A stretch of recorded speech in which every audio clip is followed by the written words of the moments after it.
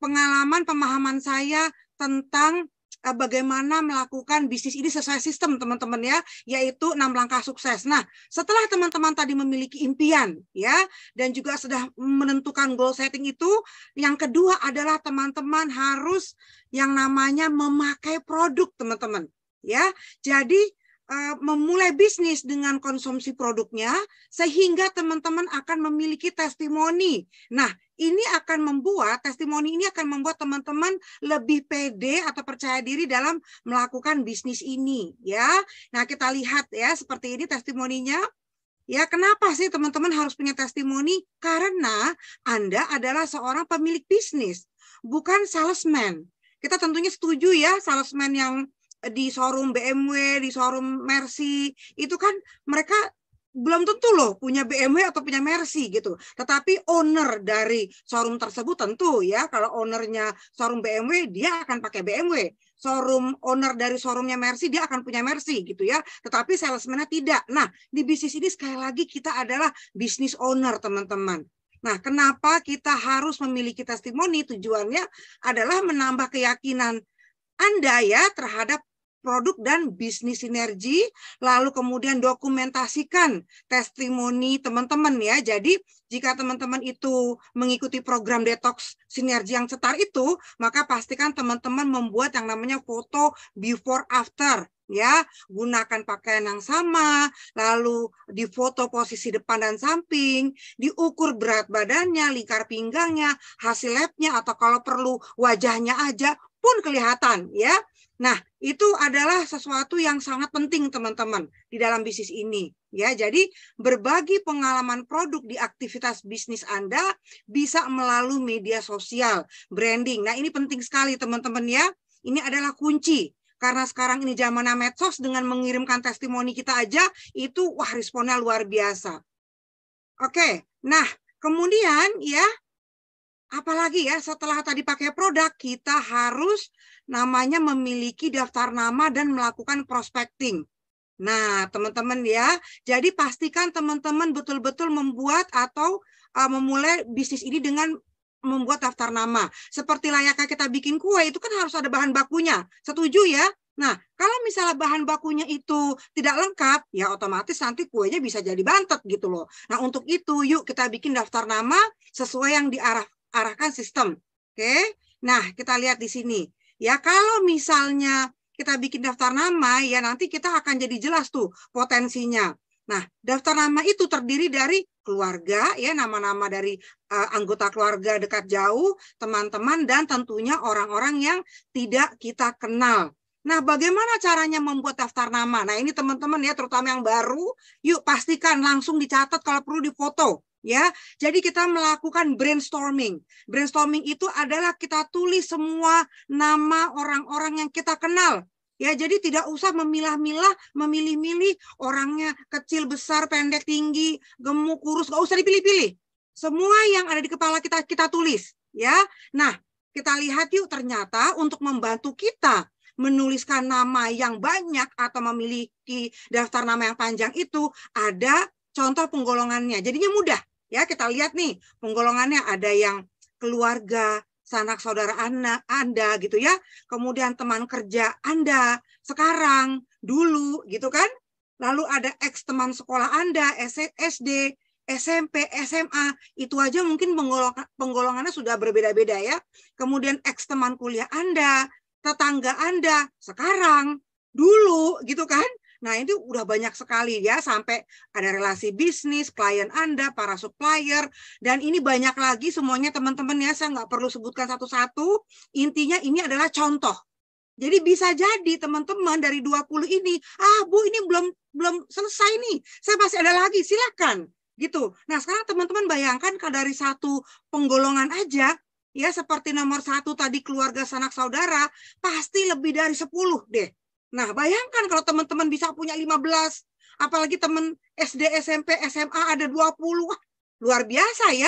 Jadi sebenarnya teman-teman itu hanya diminta menuliskan sekitar 200 nama, bisa-bisa 500 nama loh yang keluar. Nah, gitu ya. Yang penting gunakanlah penggolongan ini sebagai contoh dan silahkan kembangkan sendiri ya.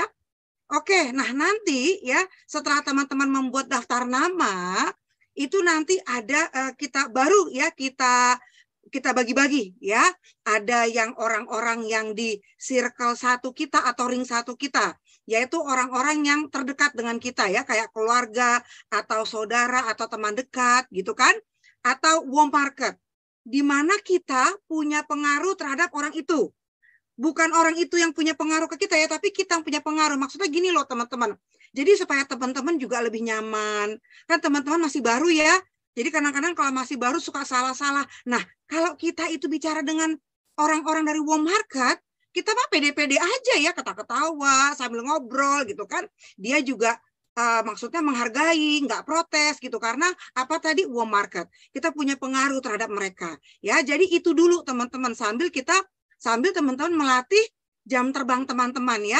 Nah nanti kalau warm market sudah habis, yang circle satu ini, yang ring satu ini, baru teman-teman pindah ke ring 2 atau circle yang kedua, yang merupakan teman-teman yang biasa ya, akrab-akrab banget enggak, tapi dibilang kenal ya kenal gitu kan. Nah itu teman biasa. Nah diharapkan nanti pada saat teman-teman itu bertemu dengan mereka atau bercerita tentang produk atau bisnis kita, teman-teman sudah lebih pede, jam terbangnya sudah lebih ada gitu ya. Nah itu yang circle yang kedua. Nah kemudian nanti kalau circle kedua habis, teman-teman baru pindah ke orang-orang di circle yang ketiga, yaitu merupakan teman jauh ya, kenal atau kenal aja gitu, mungkin nggak pernah ngobrol gitu ya. Nah kemudian orang-orang yang tidak kita kenal.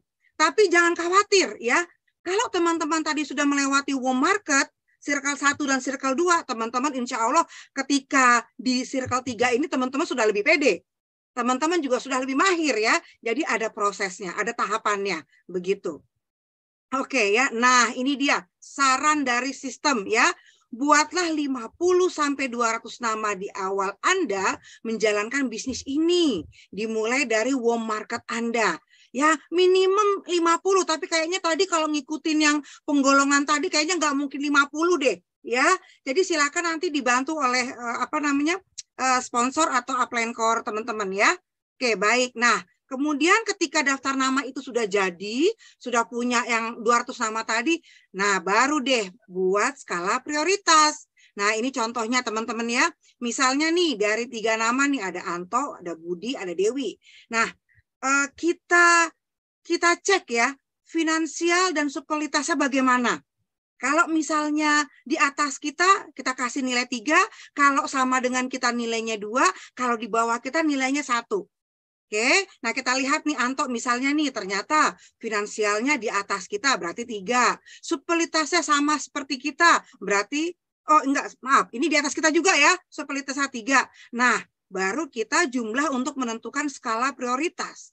Ya, jadi 3 tambah 3, 6. 6 ini apa sih? Yuk kita lihat ke bawah. Jadi kalau skala prioritasnya 6, maka Anda harus minta bantuan upline untuk melakukan klinik atau presentasi. Nah, seperti itu ya. Nah, bagaimana dengan Budi nih? Ternyata finansialnya setara dengan kita, subkualitasnya juga setara, sehingga 2 tambah 2 kita dapat angka SP atau skala prioritasnya 4. Nah, 4 artinya apa? Ya, kita ke bawah lagi. Ya, kalau 4 atau 5 artinya kita klinik atau presentasi didampingi oleh upline. Tapi kita sendiri yang klinik, kita sendiri yang presentasi. Nanti upline nambah-nambahin. Begitu ya, teman-teman. Nah, Dewi, bagaimana dengan Dewi ya? Jadi finansialnya ternyata di bawah kita, subkualitasnya di bawah kita, maka kalau kita jumlahkan, kita dapat angka 2. Artinya apa? Artinya skala prioritas 2 atau 3 ini memang kurang potensial. Bisa kita gunakan sebagai latihan klinik atau presentasi. Jadi melatih jam terbang gitu. Tapi siapa tahu loh, ternyata dia juga bisa gitu ya, membeli atau apa ya, memberikan referensi dan lain-lain. Jadi intinya teman-teman setelah daftar nama selesai, buatlah skala prioritas ya. Oke. Nah, kemudian ya, karena daftar nama kita ini tentunya nanti suatu saat makin lama makin sedikit ya, teman-teman semangat kan, setiap hari menghubungi 10 orang, untuk bikin janji temu ya, nanti akan dibahas setelah ini. Nah, teman-teman juga harus melakukan yang namanya prospecting. Ya, jadi daftar nama teman-teman tadi itu diupdate terus, ditambah terus gitu loh namanya, supaya nggak habis-habis ya. Oke. Nah, jadi apa itu prospecting? prospecting itu ya kita lakukan, sebenarnya prospecting itu kenalan teman-teman. Ya, prospecting itu bukan presentasi. Ya, jadi kita berkenalan untuk menambah daftar nama dari orang yang tidak kita kenal. Nah, tentunya teman-teman sepakat dong, orang yang kita kenal dibanding orang yang tidak kita kenal banyakkan mana? Yang tidak kita kenal. Ya enggak? Bayangkan ya kalau teman-teman punya akun Facebook. Waduh, itu berapa juta orang di sana. Teman-teman punya akun Instagram dan lain-lain. Jadi banyakkan orang yang kita tidak kenal. Ya, nah maka jadikanlah prospecting menjadi kebiasaan Anda setiap hari. Tambahkan terus nama-nama orang yang teman-teman kenal dan masukkan ke dalam daftar nama. Jadi daftar namanya itu bisa 200 lagi, kalau perlu bisa 500 lagi. Jadi nggak habis-habis ya. Nah, kemudian gunakan media sosial sekali lagi teman-teman ya, di zaman hari kayak gini nih luar biasa loh. Kita bisa bertemu, berkenalan dengan banyak orang hanya dengan HP ya. Jadi sebenarnya nggak ada alasan kalau saya tuh saya nggak punya banyak kenalan, nggak kenal siapa-siapa tuh hari gini tuh tidak mungkin sebenarnya ya. Cek aja ada berapa nama kontak di HP teman-teman ya. Mungkin teman-teman tidak menyadari. Nah, kemudian targetkan menambah 3 orang daftar nama baru per hari. Ya, supaya makin banyak. Dan ingat, hukum 1 orang ya itu adalah 200 juta rupiah. Nah, kenapa seperti itu? Silakan nanti ditanyakan kepada sponsor teman-teman sekalian ya. Hitung-hitungannya seperti apa kok 200 juta. Nah, bagaimana caranya prospecting? Gampang banget teman-teman. Pertama-tama buka pembicaraan. Ya, basa-basi, ice breaking, tapi jangan kelamaan nanti basi ya. Nah, ice breaking ini materinya pembicaraannya tentang for, yaitu family, occupation atau recreation. Ya, tentunya tentang keluarga ya. Maksudnya seperti tinggal di mana. Oh, anaknya ada berapa, Pak? Putrinya ada berapa gitu ya. Misalnya. Lalu pekerjaan dan recreation atau hobi. Nah, biasanya nih kalau udah ngomongin hobi, kalau misalnya nyambung ini cepet banget teman-teman ya, akrabnya ya kalau hobinya sama. Nah, kemudian pintar bertanya. Tapi jangan kebanyakan nanyanya, nanti disangka detektif ya lagi investigasi gitu. Pintar bertanya dan mendengarkan. Oke. Nah, sebutkan latar belakang pekerjaan kita sebagai konsultan kesehatan dan kecantikan. Ya, siapa tahu ini juga akan menarik minat dari dengan siapa kita berbicara, dengan prospek gitu ya. Nah, kemudian jangan lupa nih, udah ngobrol-ngobrol beberapa menit gitu ya, udah basa-basi, udah ngobrol-ngobrol, jangan lupa minta nomor HP-nya, minta nomor WA-nya, dan langsung tukeran di situ. Jangan nanti, jangan males gitu ya, nanti kita kehilangan kesempatan. Dan hubungi kembali prospek Anda ya, mungkin malam itu juga atau besok pagi supaya dia tidak lupa gitu ya teman-teman. Oke. Yes, nah langkah berikutnya ya setelah daftar nama tadi dan prospecting adalah janji bertemu. Nah ini teman-teman ya, janji bertemu adalah janjian dulu untuk bertemu. Prioritaskan terlebih dahulu sekali lagi warm market teman-teman. Ya keluarga terdekat Anda. Ya selain Anda juga lebih pede, melatih jam terbang, insya Allah juga tingkat closingnya lebih tinggi ya karena kan warm market. Oke, nah ada 5 prinsip janji bertemu, 5C ya. Apa itu? Courtesy, sopan santun. Jadi buka pembicaraan juga dengan basa-basi singkat tapi sopan ya. Compliment, memberikan pujian. Ya, setiap orang suka dipuji. Ya, kalau kita lihat orang itu kok bawa belanjaan banyak banget isinya sayur mayur nih ibu-ibu. Wah, ibu habis belanja ya. Rajin banget ya, Bu. Saya tuh aduh kalau belanja ke tukang sayur aja, tapi ibu ke pasar. Kita bisa pujian ya dari apa yang kita lihat beliau bawa apa gitu kan. Seperti itu. Nah, curiosity, rasa ingin tahu. Bikin mereka penasaran. Ya, ketika janji temu itu, kalau dia tanya ada apa ya? Aduh, saya punya info bagus banget, Bu. Kalau misalnya ibu enakan kita ketemu aja deh. Soalnya kalau ngomong di telepon itu tidak kurang asik gitu ya. Nah, kita bikin kepo dia. Nah, kemudian komitmen ya, dapatkan jadwal bertemu. Ingat loh, kita bikin janji temu itu untuk mendapatkan jadwal, bukan untuk ngomong panjang lebar. Jadi jangan sampai lupa ya. Lalu kontrol atau kendali. Nah, lagi-lagi karena kita sedang bikin janji temu, singkat-singkat saja, jangan terlalu detail gitu supaya nanti dia jadi ingin betul-betul bertemu dengan kita, ingin mendapatkan infonya kalau bertemu dengan kita. Oke ya, nah gunakan telepon dan WhatsApp gitu ya. Kalau orang yang nggak mau ditelepon ya sudah chat nggak apa-apa, tapi yang terbaik adalah dengan telepon ya. Jadi telepon itu 5 menit bisa efektif banget. Kemudian mempunyai sikap yang benar. Kita ajakin ketemuan karena kita ingin memberikan info yang sangat bagus untuk kesehatan dan juga mungkin untuk kantongnya dia. Betul ya teman-teman ya? Kemudian awali dengan basa-basi yang tadi, family, occupation, recreation, bicara singkat saja, semangat, antusias, dan sebutkan tujuan bertemu kalau memang teman-teman pede. Ya, tapi kalau teman-teman merasa, aduh, kayaknya dia bakal tertarik atau enggak ya, atau gimana, udahlah, ketemu aja dulu, janjian aja dulu ketemu. Ya, sudah lama nggak ketemu, misalnya udah ketemu dulu. Oke, nah kemudian jangan takut dengan pertanyaan. Ya, pada saat teman-teman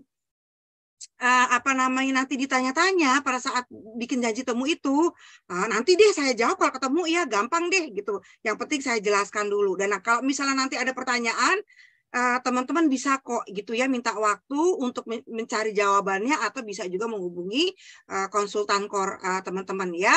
Nah, lebih banyak mendengar daripada berbicara dan tentukan waktu dan tempatnya maksimal 2 waktu. Jadi misalnya teman-teman menawarkan, gimana Pak kira-kira Kamis sore atau Jumat sore gitu ya. Kalau Kamis sore nggak bisa, Jumat sore juga nggak bisa, ya sudah gitu ya.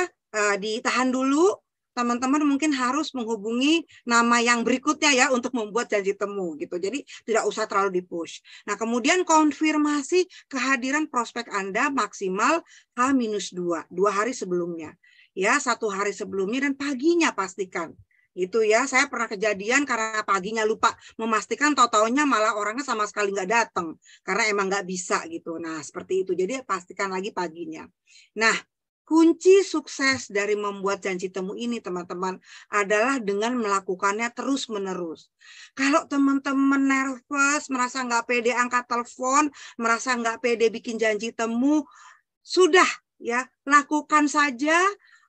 Langsung hitung mundur 5, 4, 3, 2, 1, klik halo.